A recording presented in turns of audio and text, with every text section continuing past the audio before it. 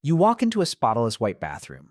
You lock the door, sit on a clean porcelain toilet, pull out your phone, and sink into a few minutes of pure, private, hygienic comfort.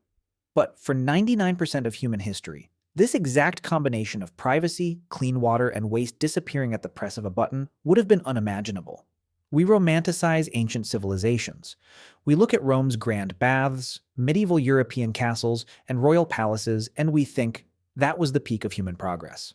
But behind the temples, palaces, and city walls was a problem every civilization struggled to solve.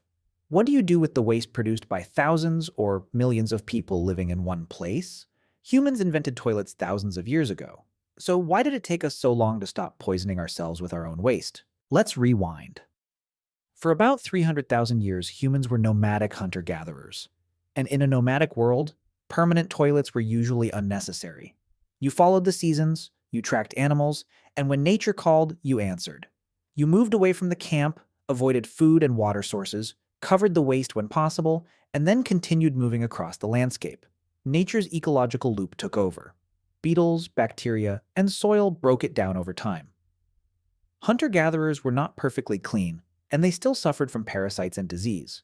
But their small populations and mobile lifestyle gave them one enormous advantage. Human waste rarely stayed concentrated in the same place for generations. The problem was not that ancient people lacked porcelain toilets. The problem began when humans stopped moving, but their waste did not. But then, about 10,000 years ago, we made a choice. We planted wheat, we built fences, we stopped moving, we invented agriculture, and agriculture changed the scale of the problem. When you stay in one place to tend your crops, your waste stays with you. Suddenly, you have hundreds of people living in the same village, drinking from the same river, and using the same limited land for cooking, sleeping, raising animals, collecting water, and disposing of waste. A system that worked for a small, moving group could no longer protect a permanent settlement. If you don't believe me, ask an archaeologist. When scientists examine the bones of some early agricultural populations, the evidence is striking. Compared to many hunter-gatherer populations, early farmers were often shorter. Their bones show signs of nutritional stress and chronic infection. Ancient latrines, preserved waste, and archaeological remains also reveal heavy burdens of intestinal parasites. Dense settlements did not invent every disease, but they made sustained epidemics far easier. When large populations shared contaminated water, one person's waste could become an entire city's problem. Agriculture wasn't a sudden leap into a glowing future. It created food surpluses, cities, specialization, and one of the greatest engineering problems in human history. How do you separate people from what their bodies leave behind? But surely, as empires rose, things got better, right? Let's look at the peaks of human society. Welcome to ancient Rome. The Romans built incredible aqueducts, but their public toilets, they were social events. Imagine sitting on a long stone bench, your body exposed, shoulder to shoulder with strangers, discussing politics while doing your business. No stalls, no privacy. Just a row of openings cut into stone with water flowing beneath them. But here is the part everyone remembers. They didn't have toilet paper. Instead, they used a tool called the xylospongium. It was a sea sponge attached to a wooden stick. And yes, historical evidence suggests that it could be rinsed and reused, and may sometimes have been shared. We cannot know exactly how universal that practice was, but even the possibility tells you how different Roman ideas of hygiene were from ours. So, next time you complain about single-ply toilet paper at your office, be grateful you aren't waiting for the public sponge on a stick. But Rome reveals something even more important. Building a toilet is not the same as safely removing waste. Roman sewers often moved sewage away from certain buildings, but much of it still ended up in nearby rivers, drains, pits, and urban soil. The waste disappeared from view. It did not disappear from the environment. Fast forward to the Middle Ages. You've seen the beautiful castles in movies.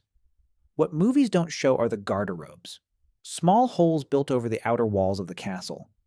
Depending on the castle, the waste might fall into a pit, a ditch, the base of the wall, or occasionally water surrounding the structure.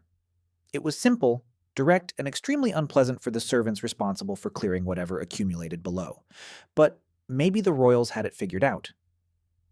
Let's visit the Palace of Versailles in the 17th century, home to King Louis XIV. the absolute peak of elegant European civilization. Except, Versailles did not have anything resembling a modern sewer network capable of serving the enormous population inside the palace. The court relied heavily on chamber pots, portable commodes, servants, and manual waste removal. During crowded royal events, the available facilities could be overwhelmed. Perfumes helped mask the many odors of crowded court life, but there was no elegant technological solution beneath the palace. Even the most powerful people in Europe still depended on servants carrying their waste away by hand. Civilization wasn't measured only by what it built above ground, its real limits were often hidden underneath it. As European cities grew, they used a chaotic mixture of chamber pots, cesspits, open drains, street gutters, private collectors, and rivers. Some waste was removed, some was buried, some was dumped, and some leaked directly into groundwater and drinking supplies. The result? Crowded neighborhoods repeatedly suffered from contaminated water, intestinal disease, foul air, and overflowing cesspits. But thousands of miles away in East Asia, civilization took a completely different path. In ancient China and Japan, they realized something crucial. Waste isn't garbage. It's nitrogen. It's phosphorus. It's money. While Europeans struggled to survive their own streets, East Asia built a massive economic loop. Human waste, known as night soil, became highly valuable. Collectors purchased or gathered it from urban households, transported it out of cities, and sold it to farmers as fertilizer. In some regions, landlords even treated the right to collect a household's waste as a source of income. Some communities also connected toilets to pigsties or agricultural systems, creating local cycles in which waste fed animals or fertilized fields. They turned a biological hazard into a commercial asset. This removed valuable nutrients from some urban neighborhoods and returned them to farmland. But it was not perfectly safe. Untreated human waste could still spread parasites and disease among collectors, farmers, and consumers.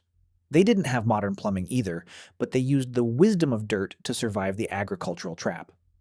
Waste becomes most dangerous when it is concentrated, unmanaged, and allowed to mix with drinking water. Then, in the 19th century, humans made the problem worse with an invention that sounds like it should have solved everything: the flushing toilet. In rapidly growing cities such as London, flushing toilets carried waste out of wealthy homes, but often sent it into inadequate drains, overflowing cesspits, and eventually the River Thames. The bowl looked cleaner.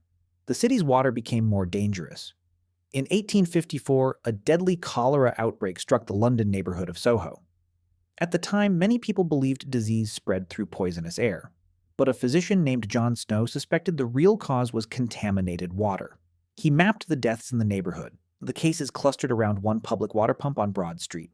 When officials removed the pump handle, the outbreak declined. The map revealed the invisible connection civilization had failed to understand. Waste from one household could enter the water and kill people who never came near that household. 4 years later, during the hot summer of 1858, the Thames became so overwhelmed with sewage that the smell drove members of Parliament from their chambers. The event became known as the Great Stink. For years, ordinary Londoners had suffered. But once politicians could smell the crisis from inside Parliament, action came quickly. Engineer Joseph Bazalgette designed a vast network of intercepting sewers that carried waste away from central London instead of allowing it to flow directly through the city. It was one of the largest public engineering projects of its time. And this is the real turning point of the story. The porcelain toilet was only the visible part of the solution. The real miracle was the invisible system beneath it: sealed pipes, clean water networks, sewage treatment, public health monitoring, and rules designed to keep human waste away from human mouths. We endured the Roman sponge. We survived the medieval moats.